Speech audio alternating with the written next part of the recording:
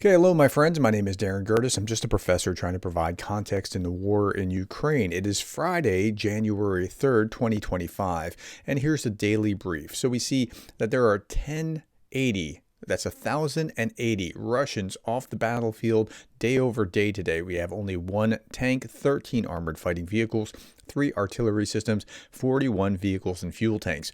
All these numbers are particularly low, especially this 1080. And if we're just going to compare over the first few days of each month, in November, 1460, 1270, 1410. In December, 1730, 1790, 1760. In January, 1220, 1370, 1080. Maybe the tempo is going down. It's too soon to tell exactly what's happening, but those numbers are coming down. Now, today we're going to talk about Pokrovsk and Kurakhove at an extensive rate. So we're going to spend a lot of time on that. And maybe the temperature is coming down. We just don't know yet, but we'll see in just a moment. Okay, overnight, Russia launched Shahed drone attack on Ukraine. From 93 launched, 60 were shot down, 26 suppressed by electronic warfare. So that's most of them, but some damage was still done at night. Russian drones attacked a residential building in Kramatorsk full of sleeping civilians. As a result of the attack, the building was destroyed and a fire broke out. People were evacuated. We also see this in Kyiv, at least 5 victims as a result of Russia's overnight drone attack on the Kyiv region. Strikes sparked fires in the Ukrainian capital and the surrounding area. So some things still get through, or even if they're electronically suppressed, they go off course and still can hit things. So bad things can still happen. Now, this is Kirill Shevchenko. He's the former chief of the National Bank of Ukraine from October 2020 to 2022. So when he speaks, I'm going to listen. 7.21 billion. That's the estimated cost of Russian missiles and drones obliterated by Ukraine in 2024. 7.2 billion on overnight, mostly overnight attacks with Shahed drones and rockets in Ukraine in 2024. Over 1,300 missiles, an average of $5.12 million each, 11,200 strike drones, primarily Shahed 136, valued at $50,000 each, lie in ruins. Wow. So that's what Russia's paying to do this destruction. Okay, now, this is really interesting because some of the power dynamics have shifted. Now, in the beginning of the war, you were thinking, wait a minute, the Russians kind of own the Black Sea.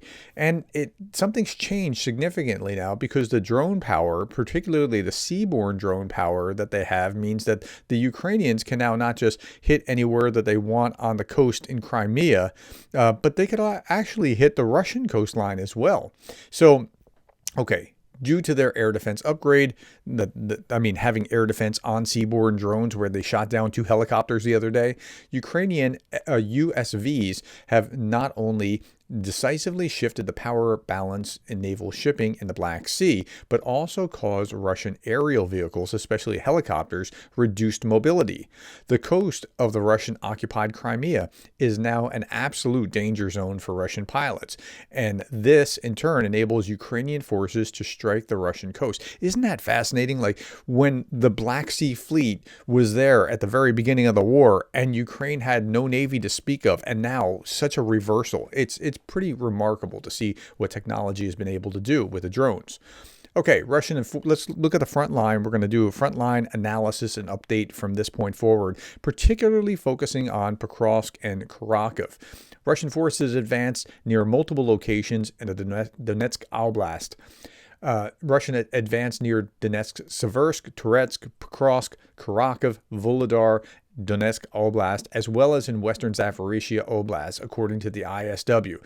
That's pretty much every hotspot that the Russians are still advancing. Now, they're taking high casualties for it, but they're still advancing. Let's not fool ourselves and say, no, everything's going fine. They're still taking ground. Okay, Russia's main focus, their efforts on Pokrovsk area.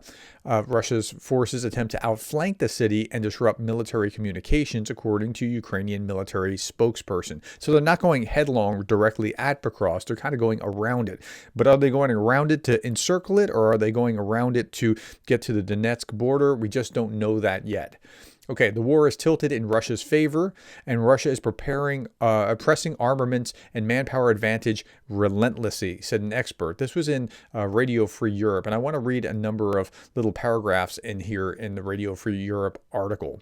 Outflanked, overwhelmed, and almost overrun, Ukrainian forces are struggling to hold back a Russian army that has more men, more firepower, and overall momentum across frozen fields and muddy trenches in eastern Ukraine. Pokrovsk, a city with pre-war population of 60,000, is the biggest location where Ukraine's defenses are at risk of buckling under relentless Russian assault. And if you've been paying any attention over the last few months, you know that when I do that daily list, I don't do this every day, but there is 3 assaults here and 7 assaults there and 15 assaults there. Pokrovsk is normally the one getting 25 or 30 or 40, right, compared to the fewer in other places. Okay, so let's just talk about Pokrovsk. I didn't know this until I read this just now. It's also known as the place, Pokrovsk, in the early 20th century where composer Mykola Lentovich wrote the Christmas song known as Shahed in Ukrainian, but as a carol of the bells around the world. Didn't know that was Pokrovsk. Pokrovsk direction remains one of the most intense and contested areas of the theater. The enemy is not counting on fighting in Pokrovsk right now, but is trying to bypass the city and break the supply chains. Okay, so that could be maybe to encircle it or maybe to get to the border. We just don't know. Liam Collins, a retired U.S. Army Special Forces colonel, said Russian forces might try to skirt Pokrovsk and rush to seize more territory before any peace talks. Pokrovsk itself is around 18 kilometers from the administrative borders between Donetsk and the Dnipropetrovsk regions. The Russians, like just about any other army, would prefer to bypass the city, cut off the supply lines to fighters inside, and wait them out and force their eventual surrender without as much of a fight. Now, that's going to be harder in an age of drone warfare because, so think back to the beginning of the war. A lot has shifted just since 2022. In the beginning of the war, there were Ukrainian pilots flying one-way helicopter supplies into Mariupol. Right? Remember Mariupol was under siege and they couldn't get out and they're fighting in the steelworks and so there were some pilots that had flown a helicopter in knowing I'm not coming back out. I'm staying here from this point forward. But you don't have to do that anymore. Drones are actually able to now drop supplies, not heavy supplies certainly, but still drop certain amounts of supplies. So they can hold out a whole lot longer now than they would otherwise be able to. Okay, let's look at Kurakhove. About 30 kilometers south of Pokrovsk, Ukrainian forces have tried to use Kurakhove Reservoir, which dams the Vocha River and connecting waterways, to slow Russian advances. Russian forces advanced along the north side of the reservoir in late November and December, and a dam at the reservoir's western edge was partially destroyed, but it's unclear whether it was by Ukraine or by Russia. On the reservoir's southern shores, Ukrainian troops' grip the city of Kurakhove has slipped in the face of advancing Russian units from the east. They're barely hanging on at this point to Kurakhove, and I'll show you on the map in just a moment. And only the industrial district in the western part of the town remains under Ukrainian control. So now, here's a little image of in the cross direction border guards of the UAV unit Phoenix from the Pomstra Brigade destroyed and damaged 4 Russian vehicles, 2 mortars, 2 UAV control points, 2 ammo depots. So they're still fighting there. But let's look at this. Here's a map. Here, what you're seeing here is Pokrovsk in the upper left corner. And then we're going to go back and say, this is today. And now let's go back just 1 month and look at the difference. I'm leaving my cursor where Pokrovsk is, right? That's the difference between 1 month, right? Now let's go back 3 months and look at that difference. It's crazy how different that is. Let's go back 6 months. So that is what's happened in Pokrovsk, right? It goes all the way back. So now let's go back Pokrovsk. Okay, now let's look at Kurakhove. Okay, here's Kurakhove. And Kurakhove is same thing. There's only this little slice left of Kurakhove. It's pretty much taken except for this industrial district on the western end. Now let's go back 1 month and look at all that ground that the Russians have taken in just 1 month. So let's not trick ourselves to thinking, hey, everything's just wonderful. It's not. They're taking ground. It's costing them, but they're taking ground. Let's go back 3 months. Look at that. I mean, there's nothing near it. Now, the scale is different here, but okay. And if we go back 6 months, same kind of thing. So that's really the cost on the ground for Pokrovsk and Kurakhove. Okay, other news, Ukraine will introduce a digital effectiveness rating for commanders. The government has approved a decree where commanders will report enemy hits through an Army Plus app. The reporting will be piloted in specific units so that they can get some real-time information. It's pretty amazing what they can actually understand of what's going on in real time in this war. Okay, Ukraine is gearing up for a massive production push in 2025. At least 30,000 long-range drones and 3,000 cruise missiles and missile drones have already been ordered by Zelensky.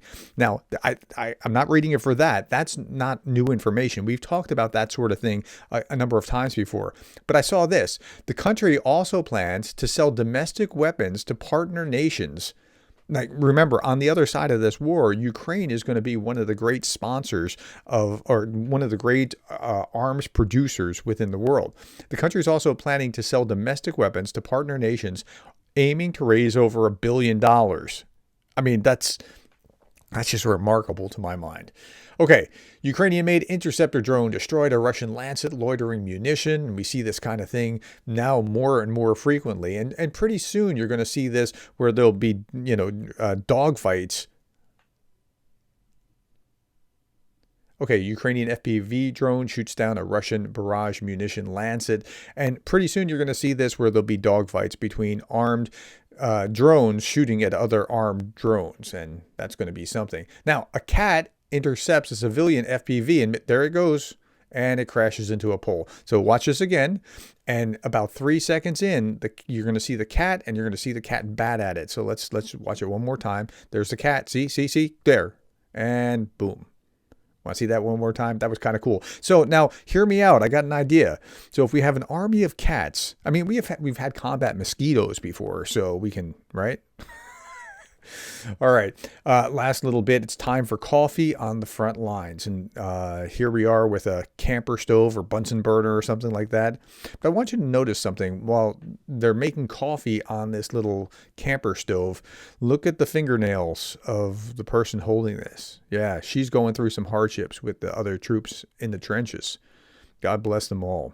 Thank you for your time. Thank you for the likes and the shares and the subscribes. And thank you, my friends, for being the kind of person that cares about Ukraine.